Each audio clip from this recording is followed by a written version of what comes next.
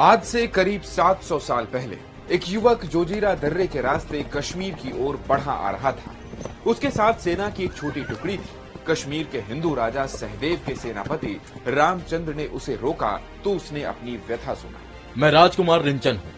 तिब्बत के गृह युद्ध में मेरे पिता मारे जा चुके हैं। मैं किसी तरह से जोजिला दर्रे के रास्ते जान बचा कर आया हूँ। मुझे शरण दे। रामचंद्र ने रिंचन को पनाह दे दी। इसी के कुछ दिन बाद कश्मीर पर एक हमला हुआ। मशहूर कश्मीरी इतिहासकार पृथ्वीनाथ कौल बामजई अपनी किताब अ हिस्ट्री ऑफ कश्मीर में लिखते हैं, 1320 ईस्वी में जुलचू नाम के मंगोल सेनापति ने कश्मीर पर हमला किया और राजा सहदेव बिना लड़े ही किश्तवाड़ भाग गया। जुलचू ने 8 महीने तक कश्मीर में खूब उत्पात मचाया। लौटते वक्त देवासर परगना की चोटी के पास बर्फीले तूफान में सेना समेत दफन हो गए। इसके बाद रामचंद्र ने कश्मीर के शासन को संभाला, लेकिन तभी तिब्बती शरणार्थी राजकुमार रिंचन ने मौका पाकर रामचंद्र की हत्या करवाई और खुद कश्मीर की गद्दी पर बैठ गया। उसने रामचंद्र की सुंदर बेटी कोटा से शादी कर ली।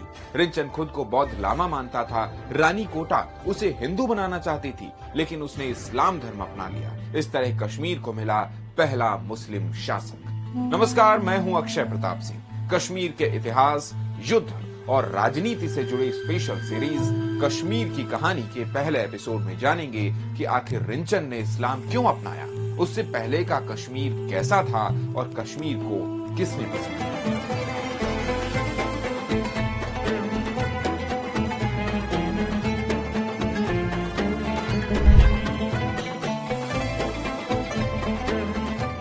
कश्मीर के बसने से जुड़ी 3 मिथकीय कथाएं मिलती हैं, जिनमें पहला किस्सा है ऋषि कश्यप का।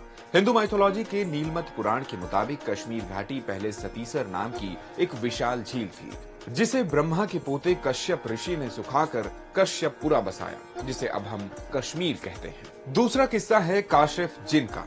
सूफी लेखक ख्वाजा आजम ने 1747 में वाक़यात कश्मीर में कश्यप ऋषि की जगह काशिफ जिन को रखकर इस कहानी का इस्लामी स्वरूप पेश किया। तीसरा किस्सा माध्यांतिक नाम के बौद्ध का है। प्रसिद्ध चीनी यात्री वेनसांग के मुताबिक एक बार बुद्ध ने कहा था कि उनकी मृत्यु के बाद एक बौद्ध कश्मीर आकर एक राज्य की स्थापना करेगा। बुद्ध की मृत्यु के 50 साल बाद माध्यांतिक ने कश्मीर आकर झील सुखा दी और यहाँ कई बौद्ध मठ भी बनाए। कश्मीर का पहला ऐतिहासिक साक्ष्य श्रीनगर से करीब 8 किलोमीटर दूर बुर्ज होम के खुदाई में मिलता है, जिससे पता चलता है कि 3 से 5 हजार साल पहले यहाँ लोग रहते थे।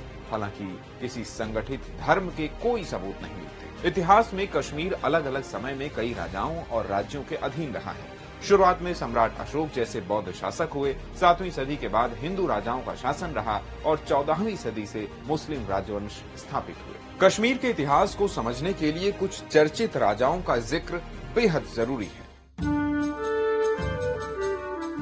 724 से लेकर 761 ईस्वी तक ललितादित्य के शासन को कश्मीर का स्वर्ण युग माना जाता है। पूरा वीडियो देखने के लिए डाउनलोड करें दैनिक भास्कर ऐप।